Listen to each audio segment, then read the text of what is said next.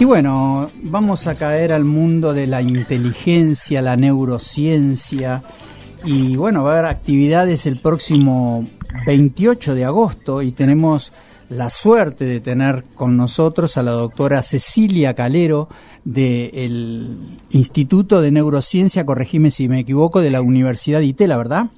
Laboratorio de Neurociencia. Laboratorio de Neurociencia. Bueno, y qué lenguaje complicado para el común de la gente, ¿no? Todo este tipo de información que da vuelta es como que si fuese un lenguaje bastante exigente. ¿Por qué no lo bajamos un poquito para que la gente entienda qué es lo que va a pasar el próximo 28 de agosto y un poco de lo que estamos hablando?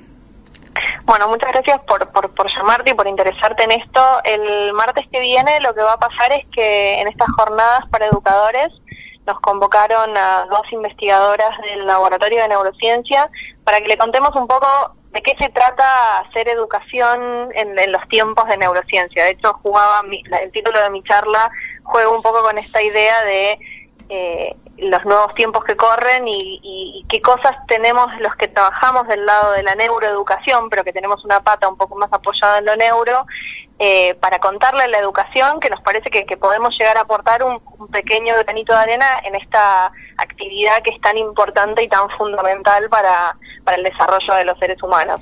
Entonces, básicamente lo que voy a estar contando yo es un poco un proyecto que empezó hace varios años ya, que se llama Pequeños Maestros, hablando de tener un lenguaje simple y claro, en donde lo que le proponemos a la gente que trabaja en educación es pensar a cada uno de esos niños que están adentro de la escuela, niños o adolescentes, que tienen potencialmente capacidades cognitivas que les permiten no solamente aprender, que es a lo que por ahí estamos más acostumbrados, aquel chico que es el estudiante, el que va a la escuela, el que va a aprender, pero que también les movemos un poco el eje y les decimos, bueno, ese chico que al que vos estás acostumbrado a enseñarle es también alguien que puede enseñar. Es alguien que puede llegar a ser también un pequeño docente, un pequeño tutor, adentro, pequeño digo porque son más jóvenes, no porque son peores, adentro del aula. Y yo me imagino cuando uno piensa que obviamente seguro que uno de los chicos aprende, ¿no?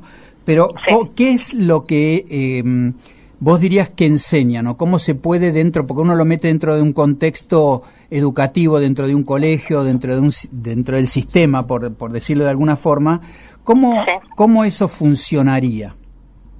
Bueno, una de las cosas, de hecho, cuando nosotros empezamos a trabajar, el encontrarse todos los días a trabajar en esto, lo que tiene de lindo es que uno tiene que salir de ese lugar en donde la vida real medio que no entra, que es el laboratorio, y tiene que ir a la vida real, tiene que ir a la escuela, tiene que ir a la realidad de todos los días de esos docentes que se levantaron temprano. Uno empieza a ver un poquito más la cosa menos diseñada, experimental, como le decimos nosotros, y va a la calle. Y lo que vos decís es algo que nos planteaban las escuelas desde el principio, y había muchos miedos, y miedos que nosotros tomamos como de alguna manera cosas que podemos llegar a estudiar para ver cómo solucionar. Una de las cosas que pasaba era que nos decían, bueno, yo sé que mis chicos aprenden, porque de alguna manera lo mido, pero los puedo poner a enseñar otras cosas, no va a ser un problema, no van a desaprender cosas, no van a enseñarse cosas mal, van a enseñárselos en el canal correcto, y esas son las preguntas, un poco de leer la bibliografía previa de educación y de neuroeducación y de charlar con los docentes que nosotros estamos tratando de contestar. Y bueno, todavía estamos, como te imaginarás, trabajando arduo para tratar de contestar algunas de estas preguntas, pero ya tenemos algunas pistas acerca de cómo esto funciona. Y lo primero que podemos decir es que los nenes son muy buenos docentes en el sentido de que si uno analiza la calidad de ese discurso, los gestos que usan, cuánto miran al otro, cuánto feedback le dan, cuánto se frenan porque entienden que el otro no los está siguiendo, tienen niveles comparables a los de un adulto que digamos que estudió y que sabe cómo hacerlo. Cecilia, el Tano Pazman te saluda. ¿Qué tal? Buenas tardes. ¿Qué tal? Disculpame, no escuché tu nombre. El Tano Pazman. Ah, ¿qué tal? ¿Cómo estás? Muy bien, todo muy bien, por suerte. Cecilia, ¿trabajan con chicos de qué edad ¿O de qué edades a qué edades? Trabajamos, en general nos movemos entre 3 años, o sea, cuando el nene ya empieza a tener una verbalidad significativa, o sea, ya puede hablar y no solamente balbucea o tiene palabras perdidas, y hasta los 11, 12 años, o sea, todo lo que sería el ciclo de la primaria. Y estamos empezando a hacer algunas cositas con secundario, pero todavía no me aventuraría a decir qué es lo que va a salir de todo eso. Y dentro de esos chicos de 3, 5, 7 años, ¿se empiezan a definir liderazgos y todo ese tipo de cosas? Sí, una de las cosas que nosotros también teníamos, digamos, que había una cosa desde el lado de los docentes y también desde nuestro lado, era cuánto de estas actividades, si vos ponías a un tutor y a un aprendiz a trabajar juntos, no iban a estar motivadas por una cuestión de quién tuviera esa personalidad más fuerte, si querés. Digo, pensando en liderazgo como, bueno, aquel que va a llevar adelante la actividad, independiente de quién supiera más. Y entonces ese fue uno de los primeros trabajos que hizo uno de mis estudiantes, Diego de la Era, y una de las cosas que nosotros encontramos es que los vínculos que se arman en esas tutorías entre pares, incluso cuando vos no les decís quién sabe más y quién sabe menos, que para nosotros fue lo más impresionante, permiten que el que sabe más module la actividad, independiente de si eres ese chico más tímido a veces, que vos decís, bueno, los pongo, pero este se lo va a llevar puesto, porque es un camión. No pasa eso. El conocimiento se mueve del que sabe más al que sabe menos y hace que aquel que sabía un poco menos pueda alcanzar al otro.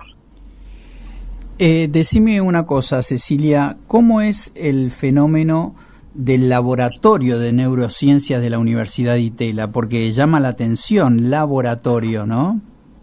Sí, es una palabra que a veces da un poquito de, no sé si miedo, pero de reticencia cuando uno habla de hay un laboratorio, ¿qué significa eso? Y eso es porque en Argentina estamos menos acostumbrados a lo que son las ciencias cognitivas o la psicología experimental, pero en realidad el laboratorio lo que plantea es un espacio en donde uno uno hace preguntas tratando de generar protocolos, o sea, de generar maneras de medir cosas de manera sistemática, prolija y que puede ser reproducible por cualquier persona que quiera volver a hacerlo. ¿Qué significa esto? Que nosotros tenemos la pregunta, bueno, ¿quién se va a enseñar a quién? ¿No? Entonces, ¿es que va a ser una cuestión de quién sabe más o va a ser una cuestión de quién tiene una personalidad más fuerte? ¿Cómo hacemos eso? Entonces uno empieza como a desarmar esa pregunta y decís, bueno, tengo que poner chicos, elegís las edades, elegís quiénes van a estar dentro de los grupos controles, contra qué los vas a comparar, qué les vas a enseñar para que después ellos enseñen. Todavía eso fue todo un tema de discusión. ¿Qué les vamos a enseñar? Porque no les puedo enseñar matemática y que después es tener una generación de chicos que no saben cómo resolver un problema. Entonces también hay un montón de cuestiones éticas, pasás por comités de éticas que vos le decís, bueno, quiero hacer todo esto, y el comité de ética decide si lo que vos estás haciendo se puede, no se puede, hasta dónde se puede. Entonces no solamente es una cuestión interna del laboratorio de prolijidades y de sistematizar, sino también de sacarlo afuera y plantearle a otro que de una manera mucho más objetiva te dice esto sí, esto no.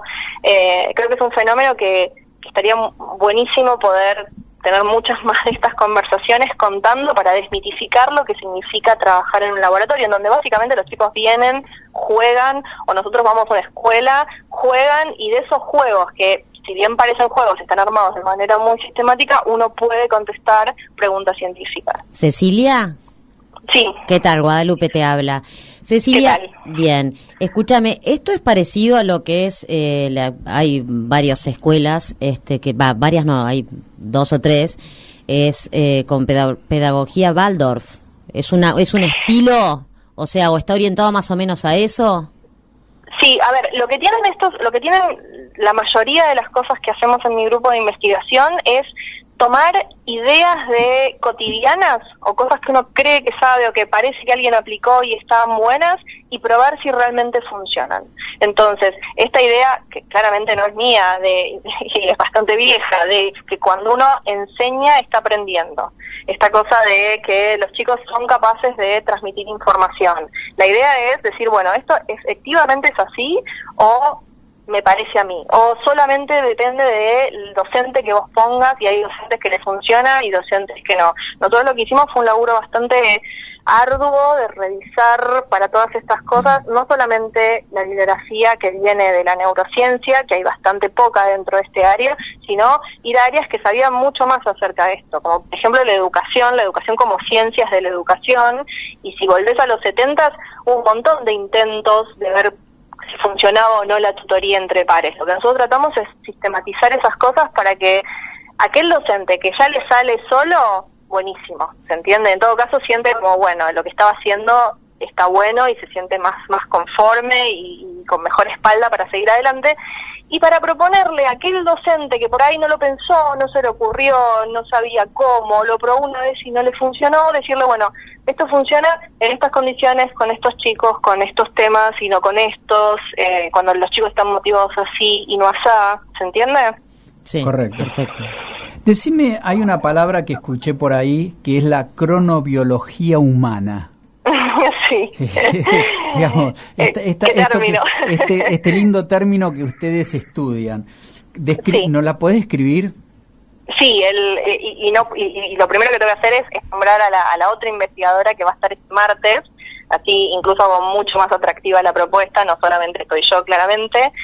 La otra investigadora es la doctora Juliana Leone, que tenemos la joyita en el laboratorio, que es una investigadora de las pocas que hay, que trabaja en esto que decís vos, que es la cronobiología, que de alguna manera los seres humanos tenemos ritmos de sueño y de vigilia, ciclos de vigilia y de sueño, que aparecen. Nosotros tenemos que dormir un número de horas y estamos despiertos de día y no de noche, y tenemos que dormir un número de horas para estar bien.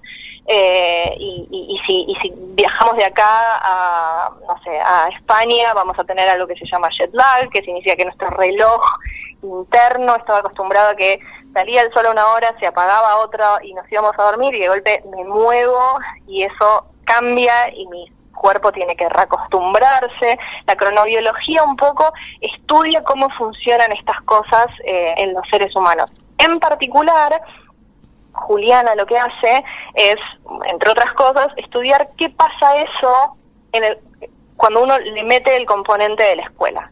Porque la escuela muchas veces no respeta, entre muchas comillas, que uno tenga sueños, ¿no? Uno tiene que llegar a la escuela a 7:20 y es 7:20. Y claro, se acabó, y tenés que empezar. Claro, sí. Y casi parecería una de las cosas más importantes a veces. Claro, y esta cosa de la puntualidad, y que si uno está... Hay como una cosa que los que trabajamos o los que tenemos cerca, gente que labura en cronobiología, los vuelve locos, y es que pensar que aquel que necesita una siesta, o aquel que tiene que dormir más, o aquel que está cansado, en general adentro de la escuela se lo asocia a ser vago. Y hay muchos años de investigación en neurociencia que muestran que eso no es así, que son ritmos biológicos, y hay gente que necesita dormir más, y hay gente que necesita su siesta. Entonces, un poco la idea de Juliana es tratar de entender cómo hacer para que estos dos componentes convivan y sea óptimo para todos. Aquel chico que es más mañanero puede ir de día, aquel chico que es más nocturno puede ir después. En la adolescencia se da un fenómeno en particular para mí interesantísimo, que es que todos nos volvemos más nocturnos. O sea, no es que el adolescente es más vago, el adolescente pasa por un montón de procesos que lo hacen ser más nocturno. Entonces también un poco de alguna manera contarle a esos docentes y que no se sientan frustrados, porque muchas veces el docente está frustrado, pero porque nada, nadie le dijo esto, no es que vos lo aburrís, no es que tu clase lo aburre, es que realmente necesita dormir más, ¿se entiende? Entonces, de todo esto es un poco lo que se va a tratar la charla de Juliana Leone. Entonces, este martes 28 de agosto es la 4ª edición de las Jornadas para Educadores. ¿Esto es abierto o es...? Esto sí. ¿Es abierto, hay que inscribirse, es gratuito, hay que llevar un alimento no perecedero. ¿Perecedero? Vamos a ver tu cronobiología cómo está. Perdón, sí, yo soy muy nocturna, pero esta hora debería estar más es cierto, vos te despertás a las 5 de la tarde, muy bien. Sí, se me la lengua ahí, se me fue. Pero sí, no tiene ningún costo alguno. De hecho, la idea es acercar esta información que para nosotros está buena y es relevante a los docentes, como para... Creo que algo que vos dijiste al principio y es clave, y es nos falta vocabulario común, nos falta conocernos, nos falta establecer ese vínculo. Entonces estos espacios propone generar un conocimiento entre todos, conocernos qué significa cuando yo digo cronobiología, qué entendés vos cuando hablo del sueño, y entonces entre los dos construir para un mismo lado. Bueno, Cecilia, te agradecemos muchísimo el contacto, interesantísimo, y bueno, no voy a sufrir más cuando me despierte a las 12. No, sentirte que debes ser un búho, de hecho se llaman en la literatura búhos, o sea que debes ser un búho, sentirte bien, hay gente que empieza al mediodía su día. Muy bien, te mandamos un abrazo enorme y muchísimas gracias por el contacto. Muchísimas gracias por el llamado. Hablamos con Cecilia Calero,